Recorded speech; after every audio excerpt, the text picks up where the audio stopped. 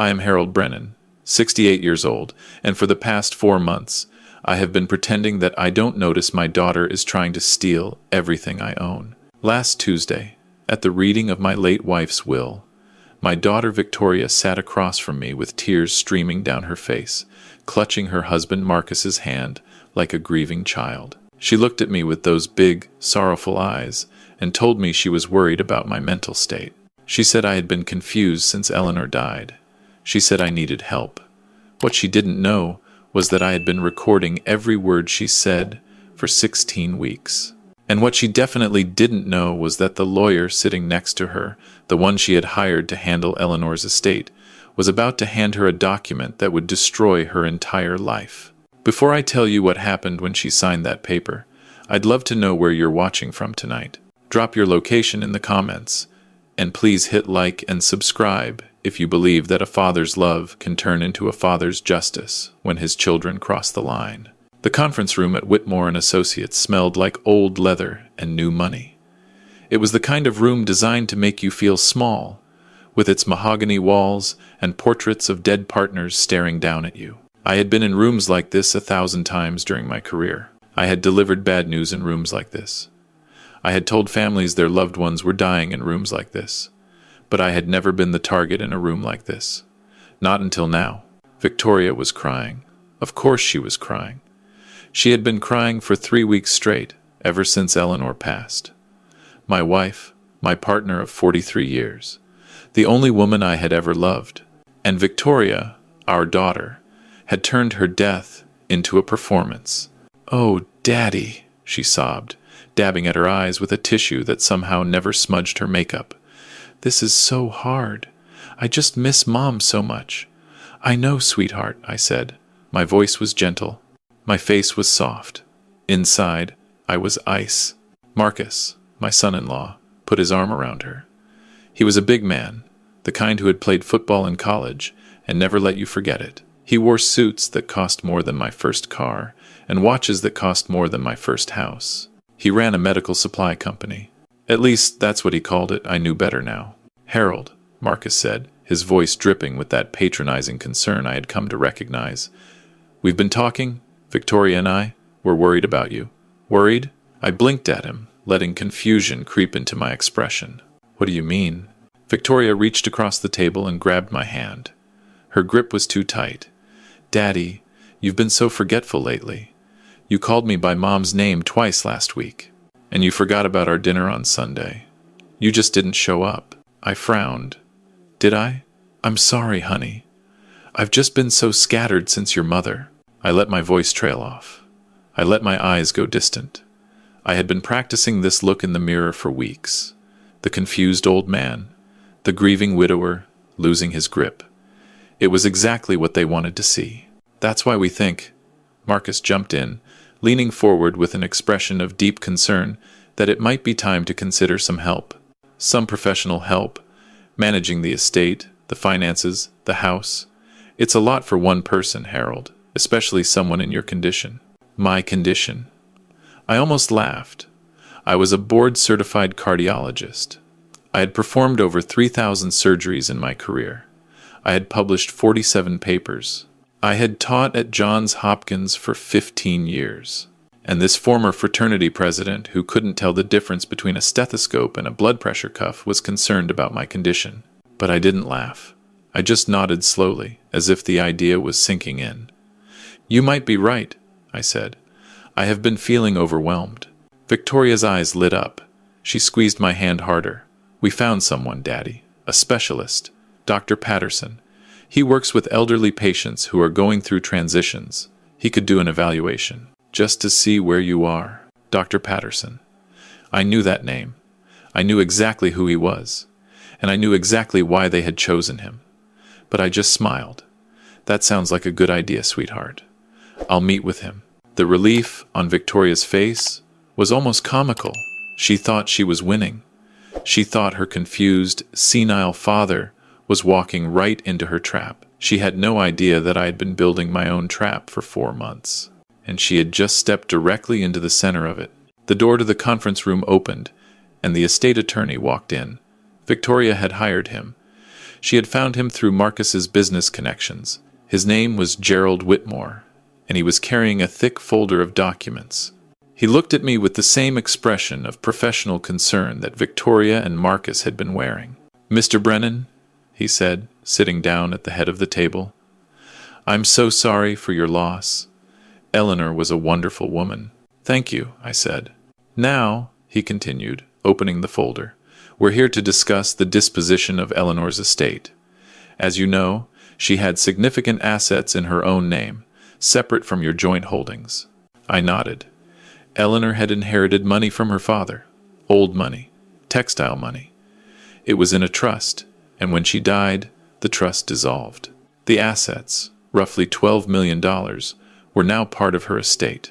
According to her will, Whitmore said, flipping through pages, the majority of her estate was to be divided equally between your two children, Victoria and your son, Daniel. Victoria's expression flickered. Daniel, my son, the one she hadn't mentioned in 3 years, the one she had systematically cut out of every family gathering since he refused to invest in Marcus's company, the one who had warned me 2 years ago that something was wrong with Victoria's husband. I hadn't listened then. I was listening now. "However," Whitmore continued, "there's a codicil, a condition on the inheritance." "A condition?" Victoria's voice was sharp. "What kind of condition?" Whitmore looked at me, then at Victoria. "The inheritance is contingent on Mr. Harold Brennan maintaining full legal capacity and control of his own affairs. If, at any point, Mr. Brennan is declared legally incompetent or placed under guardianship, the inheritance is to be placed in an irrevocable trust, managed by an independent trustee, until such time as his competency is restored or until his death, at which point it reverts to a charitable foundation of Eleanor's choosing." The silence in the room was absolute. Victoria's face had gone white. Marcus's jaw was clenched so tight I could see the muscles twitching. They had been planning to have me declared incompetent. They had been planning to take control of my estate, and they had just discovered that Eleanor, my brilliant, beautiful wife, had anticipated them. She had protected me from beyond the grave. "That's," Victoria stammered, "that's ridiculous." Mom was confused at the end. She was on medication. This codicil must have been made when she wasn't in her right mind. Whitmore shook his head. "The codicil was added 18 months ago, Mrs. Chen. Your mother was examined by 2 independent physicians who certified her mental capacity. She was very clear about her intentions. I watched my daughter. I watched the grief performance crumble. I watched the mask slip. And underneath, I saw something cold, something calculating, something that had been hidden for years." She looked at Marcus. He looked at her. And in that silent exchange, I saw everything I needed to see. They weren't giving up. They were just changing tactics. I let them drive me home. I let Victoria fuss over me, making tea I didn't want, adjusting pillows I didn't need. I let Marcus pat my shoulder and tell me everything was going to be okay. And then, when they finally left, promising to check on me tomorrow, I walked into my study and closed the door. I sat down at my desk. The desk where I had written all those medical papers. The desk where I had read my children bedtime stories when they were small. The desk where, 4 months ago, I had finally admitted to myself that my daughter had become a stranger. It started the day after Eleanor's diagnosis. Pancreatic cancer, stage 4. The doctors gave her 6 months. She lasted 8 because she was Eleanor, and she never did anything on anyone else's schedule. But the moment the diagnosis came, Victoria appeared. She had been distant for years, busy with her life in Chicago, busy with Marcus and his business. We saw her at Christmas sometimes, and the occasional birthday. But suddenly, she was here every week, every day, sitting by Eleanor's bedside, holding her hand, crying those perfect tears. I thought she had changed. I thought facing her mother's mortality had reminded her what family meant. I was wrong. It was Eleanor who first noticed. 3 months before she died, she called me into her room. Her voice was weak, but her eyes were sharp as ever. "Harold," she said, "Victoria is asking questions." "What kind of questions?" financial questions, about the trust, about the house, about your retirement accounts. She wanted to know who was listed as beneficiary on your life insurance. I frowned. She's probably just worried about the estate, making sure everything is in order. Eleanor shook her head. She's not worried, Harold. She's calculating. I know my daughter. I know that look in her eyes. I saw it when she was 12, and she convinced Daniel to trade his birthday money for a box of old toys. She told him they were collectibles. They were junk. I wanted to argue. I wanted to defend my daughter. But Eleanor had always been the smart one. She saw things I missed. She saw through people in a way I never could. Watch her, Eleanor said, and watch Marcus. I've never trusted that man. He smiles too much, and I don't like his friends. 3 weeks later, Eleanor added the codicil to her will. She didn't tell me about it. She didn't tell anyone. She just did it, quietly, with the help of a lawyer Victoria didn't know. And then she died, and left me to discover just how right she had been. The week after the funeral, I found the first piece of evidence. Victoria had given me a new phone. She said my old one was outdated, that I needed something easier to use. I accepted it. But something about the way she insisted made me uncomfortable. I'm a doctor. I know how to research. I took the phone to a tech shop and asked them to examine it.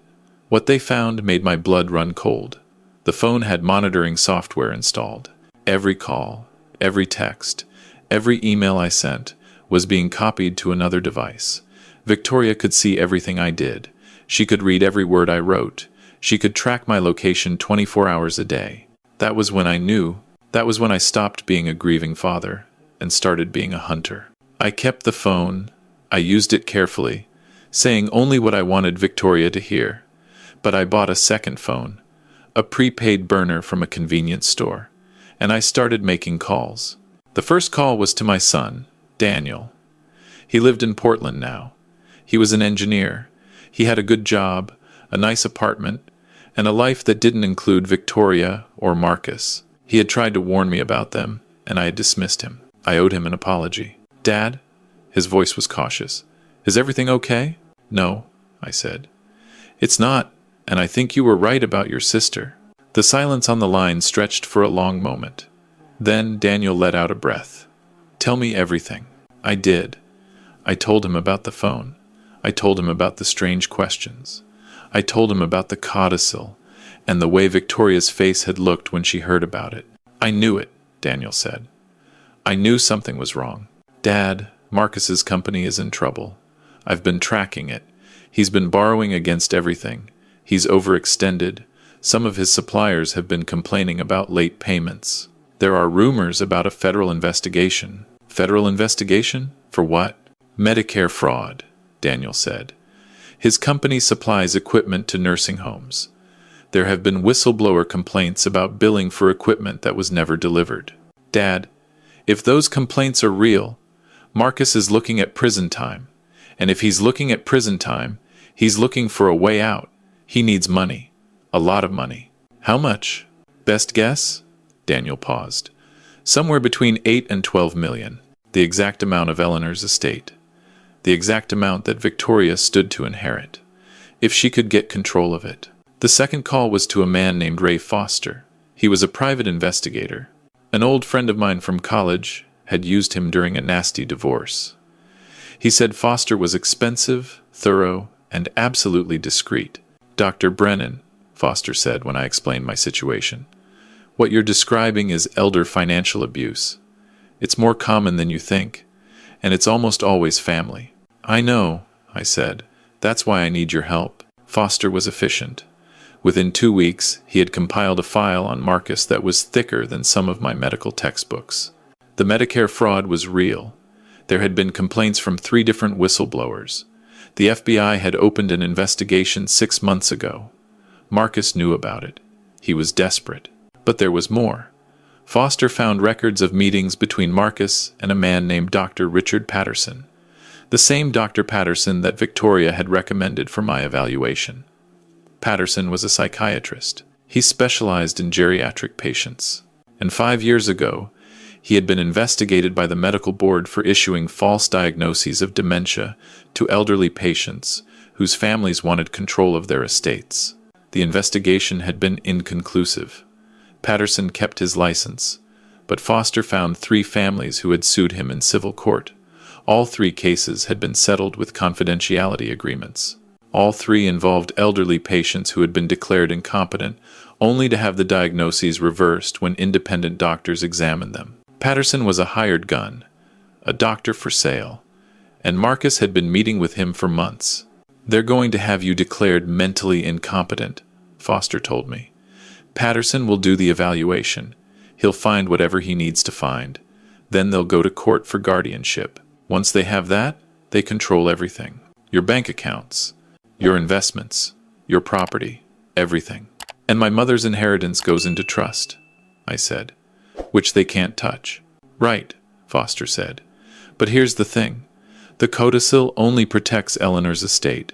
It doesn't protect yours, your assets, your retirement, your house. Once they have guardianship, all of that is theirs." I sat back in my chair. I had been so focused on Eleanor's money that I hadn't thought about my own. I had over $4 million in retirement accounts, another $2 million in investments. The house was worth $800,000. I was worth almost $7 million. And if Victoria and Marcus could have me declared incompetent, they could take it all. "What do I do?" I asked. Foster was quiet for a moment. "You fight back," he said, "but you have to be smart about it. You have to let them think they're winning until the moment they've already lost." I am not a naive man. I spent 40 years in operating rooms, making life and death decisions. I have watched patients die on my table. I have delivered news that destroyed families. I have looked into the faces of people who were about to lose everything, and I have learned to do it without flinching. But this was different. This was my daughter. This was the little girl who used to sit on my lap and beg me to read her one more story. This was the teenager who cried on my shoulder when her first boyfriend broke her heart. This was the woman I had walked down the aisle, beaming with pride. How had she become this? The answer, I came to realize, was Marcus. She had met him 12 years ago at a charity gala. He was charming. He was successful. He drove a nice car and wore expensive clothes and knew all the right people. Victoria was 32 and worried she was running out of time. She married him within a year. From the beginning, something was off. Marcus had opinions about everything. He told Victoria what to wear, who to see, how to spend her time. He isolated her from old friends. He turned her against Daniel, convincing her that her brother was jealous of her success. And slowly, over the years, the daughter I knew disappeared. She was replaced by this person. This cold, calculating stranger who looked at her father and saw a number. I didn't blame her entirely. Marcus had twisted her. But I didn't excuse her either. She was a grown woman. She had made choices. And now she would face the consequences. Foster set up the surveillance. Hidden cameras in my study, my living room, my kitchen, audio recorders that looked like ordinary household objects. Every conversation that happened in my house was now being captured. The first meeting with Dr. Patterson happened 2 weeks later. Victoria drove me to his office herself. She held my hand the whole way, her grip just a little too tight. "It's going to be okay, Daddy," she said. "Dr. Patterson just wants to talk. He's very nice." I played my part. I shuffled into the office. I looked confused by the paperwork. I asked Dr. Patterson to repeat questions that were perfectly clear. And when he showed me simple memory tests, I pretended to struggle. "Mr. Brennan," Patterson said, making notes in his file, "can you tell me what day of the week it is?" I frowned. "Is it Thursday? No, wait, Tuesday?" It was Wednesday. I knew exactly what day it was. I knew exactly what time it was. And I knew exactly what game he was playing. "And can you tell me who the current president is?" I paused for a long moment. "Obama? No, that's not right. The other one, the businessman." Patterson nodded, writing something in his file. He looked at Victoria with an expression of professional concern. "Mrs. Chen, I'd like to schedule a follow-up evaluation, a more comprehensive one." Can you bring your father back next week? Of course, Victoria said. Whatever he needs. I sat there, saying nothing. Just an old man with a failing mind. Just a target waiting to be taken. Over the next 3 weeks, I had 4 more sessions with Dr. Patterson. Each time, I performed. I forgot names. I lost track of dates. I told stories that didn't make sense and then looked confused when Patterson pointed out the inconsistencies. And each time, Victoria sat outside in the waiting room, texting Marcus updates. Foster had managed to access her messages. The texts were damning. Session went great. He's definitely getting worse. Patterson says we can file for guardianship next month. I think we can have this wrapped up by Christmas. Wrapped up. Like I was a problem to be solved. Like I was an obstacle to be removed. The final session was different. Patterson called Victoria into the room. He wanted to discuss his findings. I'm afraid the news isn't good, he said, looking at Victoria with practiced sympathy. Your father is showing clear signs of progressive cognitive decline, memory impairment, confusion, difficulty with basic reasoning. Based on my evaluation, I believe he is no longer capable of managing his own affairs. Victoria's performance was flawless. She burst into tears. Oh, Daddy, she sobbed, grabbing my hand. I'm so sorry. I'm so sorry. I patted her hand. It's all right, sweetheart. I know you'll take care of me. What are our options? Victoria asked Patterson, dabbing at her eyes. You'll need to petition the court for guardianship, Patterson said. I can provide testimony supporting your claim. Given the severity of his decline, I don't anticipate any opposition.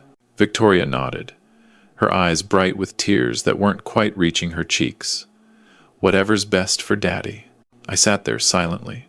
The confused old man, the senile father, the easy victim. They had no idea what was coming. The court date was set for December 15th, 2 days before what would have been Eleanor's 71st birthday. Victoria and Marcus had hired an attorney who specialized in guardianship cases. They had filed all the paperwork. They had Patterson's evaluation. They were confident. I had been pretending for 4 months. 4 months of shuffling around my own house, pretending to be lost. 4 months of forgetting names and dates and appointments. 4 months of letting my daughter think she was winning. It was exhausting. It was degrading. And it was almost over. The night before the hearing, I sat in my study and reviewed the evidence one more time. Foster had done excellent work. We had recordings of every conversation. We had documentation of Marcus's Medicare fraud. We had evidence of Patterson's history of false diagnoses. And we had something else. Something I had discovered just 2 weeks ago that changed everything. Marcus wasn't just billing Medicare for equipment that wasn't delivered. He was selling that equipment overseas. Medical supplies meant for American nursing homes were being shipped to foreign hospitals and sold for cash. Cash that disappeared into offshore accounts. Cash that Marcus used to fund his lifestyle while his company hemorrhaged money. It was called export fraud. It was a federal crime, and it carried a sentence of up to 20 years. Foster had contacted the FBI. They had been investigating Marcus for months. They knew about the scheme, and they were ready to move. All they needed was a reason to arrest him, a reason that wouldn't tip off Victoria, a reason that would catch both of them in the same net. I was going to give them that reason. The morning of the hearing, I got dressed in my best suit. The same suit I had worn to Eleanor's funeral. I looked at myself in the mirror and saw an old man. Gray hair, tired eyes, weathered skin. But inside, I was sharp. I was focused. I was ready. Victoria picked me up at 9. She was wearing a black dress, appropriately somber. Marcus was with her. He shook my hand and told me everything was going to be fine. Don't worry, Harold, he said. We're going to take good care of you. I smiled. I know you will. The courtroom was small and quiet. The judge was a stern woman in her 60s named Patricia Holloway. Foster had done his research on her too. She had a reputation for being thorough, for asking hard questions, for not being easily fooled. The hearing began. Victoria's attorney presented their case. He described my cognitive decline. He detailed my confusion and memory problems. He played recordings from Patterson's evaluation. He painted a picture of a sad, senile old man who needed his loving daughter to step in and protect him.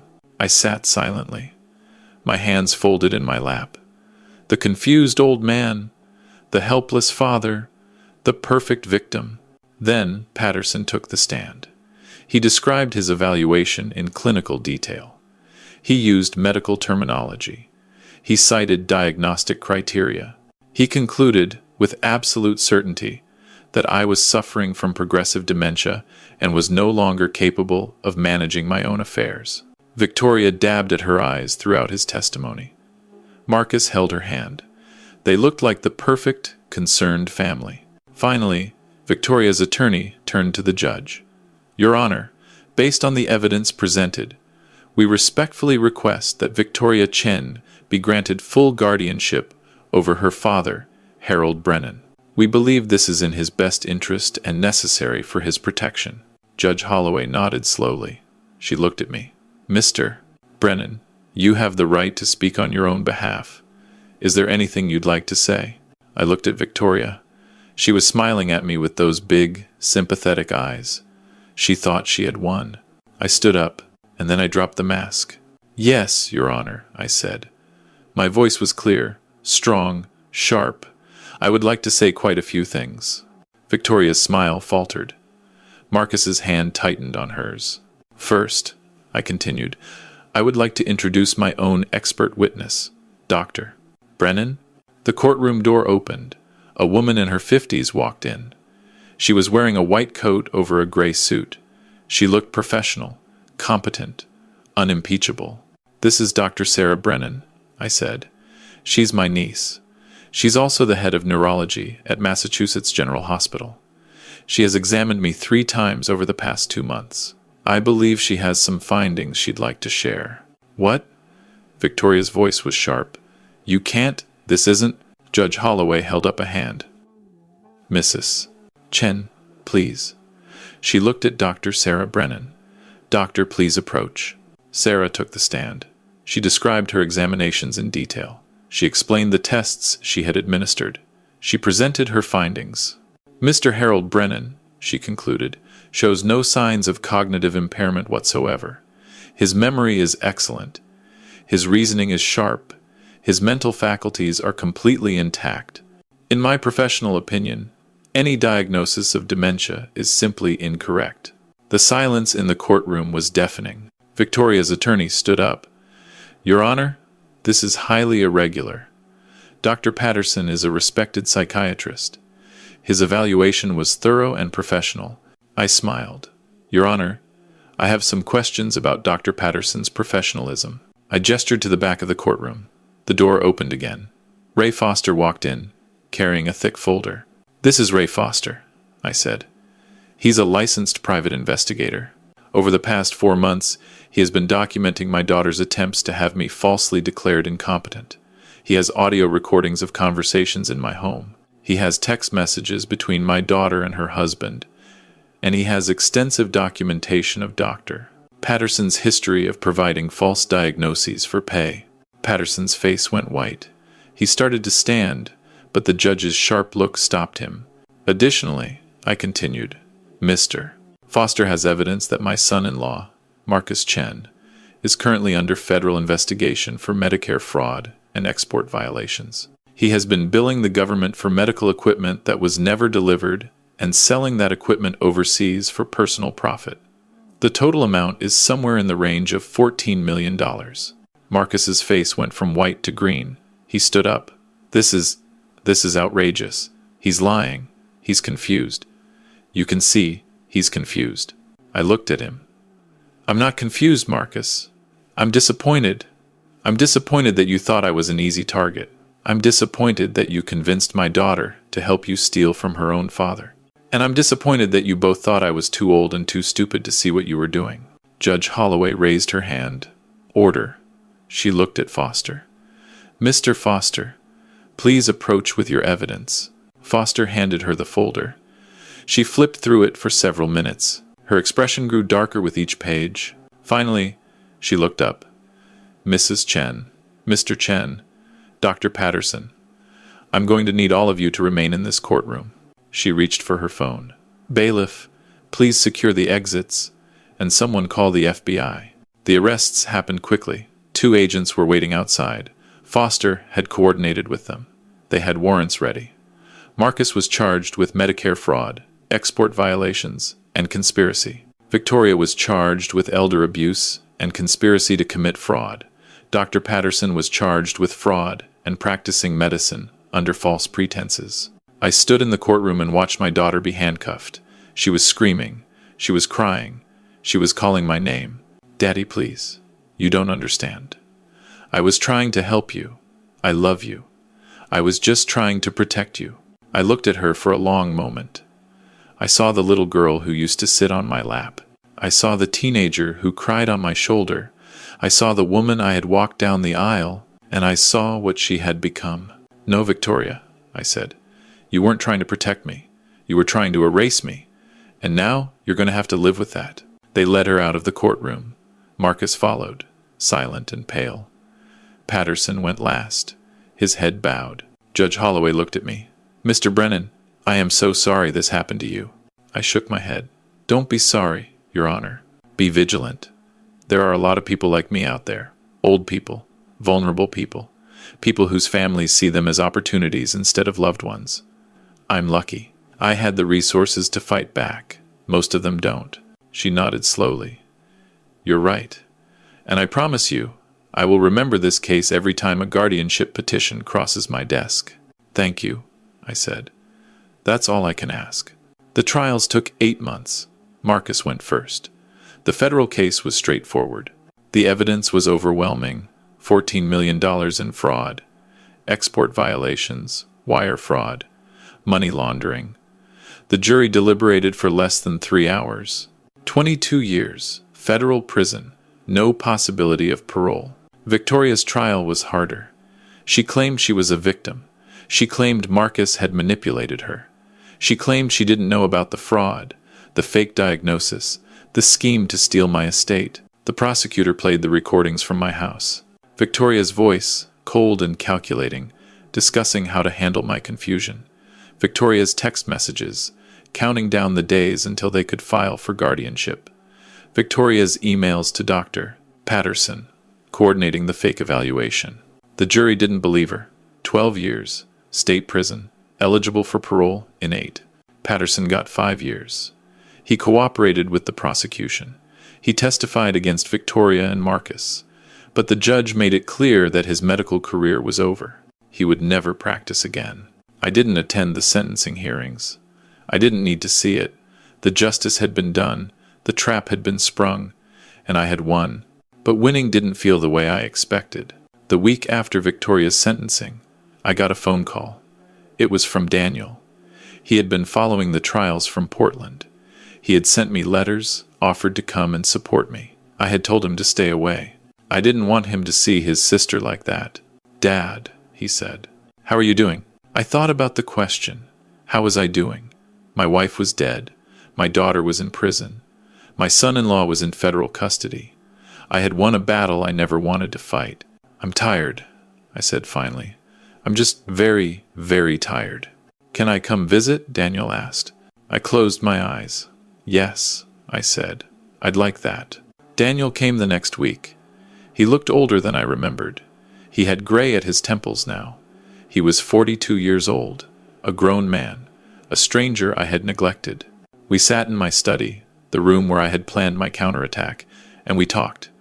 We talked about Eleanor. We talked about Victoria. We talked about all the years of distance and silence. I should have listened to you, I said. You tried to warn me about Marcus. You saw what he was, and I didn't listen. Daniel shook his head. Dad, you loved her. She was your daughter. You wanted to believe the best about her. That's not a flaw. That's just being a parent. But she tried to destroy me. She did, Daniel said. And you stopped her. You protected yourself. You got justice. But that doesn't mean you have to hate her forever. It just means you have to accept who she is. I looked at my son. When did you get so wise? He smiled, a sad smile that reminded me of Eleanor. I had a lot of time to think, Dad, a lot of years on my own. And I realized something. Family isn't about blood. It's about choice. Victoria made her choices. You made yours. I made mine. And now we have to live with all of them. What do we do now? Daniel reached out and put his hand on my shoulder. We start over, he said. We rebuild, and we try to do better. That was 6 months ago. The house is quiet now. I've moved some things around, gotten rid of the furniture that Eleanor picked out, the pieces that remind me too much of what we lost. I've put up new photographs, me and Eleanor on our wedding day, Daniel at his college graduation. A picture of Victoria as a little girl before everything went wrong. I still think about her. My daughter, the woman who tried to steal my life. I don't visit her in prison. She doesn't write. The silence between us is absolute. But sometimes, late at night, I wonder if things could have been different. If I had been more present. If I had noticed the warning signs earlier. If I had fought harder to keep her from Marcus's influence. I don't have answers. I probably never will. What I do have is purpose. After the trials ended, I met with my lawyers. I restructured Eleanor's estate. I created a foundation, the Brennan Family Foundation for Elder Justice. It provides legal assistance to elderly people who are facing financial abuse from their own families. We've helped 47 families in the first year. We've stopped fraudulent guardianship petitions. We've exposed corrupt doctors and predatory attorneys. We've given people the resources to fight back. It's not revenge. It's prevention. It's protection. It's making sure that what happened to me doesn't happen to someone else. Daniel works with me now. He moved back from Portland. He runs the technical side of the foundation. We've built something together. Something real. Something that matters. Last week, I got a letter. It was from Victoria. The first communication I'd had from her since the trial. I almost threw it away without reading it. But something stopped me. Maybe it was curiosity. Maybe it was hope. Maybe it was just the part of me that still remembered her as that little girl on my lap. The letter was short. 3 paragraphs. No excuses. No justifications. She wrote about the prison, about the other inmates, about the programs she was taking. She wrote about therapy, about learning to understand what she had done and why. And at the end, she wrote one sentence that I keep thinking about. I don't expect you to forgive me, Daddy. I just want you to know that I'm finally trying to become the daughter you deserved. I don't know if she means it. I don't know if people can really change. I don't know if the little girl I loved is still in there somewhere, buried under all the choices she made. But I'm a doctor. I've spent my whole life believing in the possibility of healing. Maybe, one day, I'll write her back. For now, I sit in my study. The room where I planned my counterattack. The room where I saved my own life. And I think about Eleanor. About the codicil she added to protect me. About the love that outlasted her death. She saved me. Even when she was gone, she saved me. I pick up the phone and call Daniel. Hey, I say when he answers. Want to come over for dinner? Sure, Dad. What are we having? I don't know yet, I say. Let's figure it out together. I hang up and walk into the kitchen. The sun is setting outside, painting the windows gold. The house is quiet, but it's not empty. It's full of memories, full of possibility. I'm 68 years old. My wife is dead. My daughter is in prison. My son-in-law is in federal custody. I've seen the worst of what family can become, but I've also seen the best. I've seen a son who forgave his father's blindness. I've seen a wife who protected her husband from beyond the grave. I've seen the strength that comes from standing up for yourself, even when everyone expects you to fall. This story teaches us that age is not weakness. Experience is power. And sometimes, the most dangerous thing in the world is an old man with nothing to lose and everything to protect. My family tried to erase me. They looked at my gray hair and my tired eyes, and they saw an easy victim. They saw a number. They saw an opportunity. But they didn't see me. They didn't see 40 years of experience. They didn't see a lifetime of making hard decisions. They didn't see the man Eleanor married, the man who never backed down from a fight. Underestimate your elders at your own risk. We've been watching. We've been learning. And when you come for us, we're ready. Let me know in the comments. Do you think Harold made the right choice in exposing his daughter, Or should he have tried to resolve things privately? I'd love to hear your thoughts. And if you've ever dealt with family members who saw you as an opportunity instead of a loved one, know that you're not alone. There are resources out there. There are people who can help. And there's always hope, even in the darkest moments. Thank you for listening. I'm Harold Brennan, and this is my story.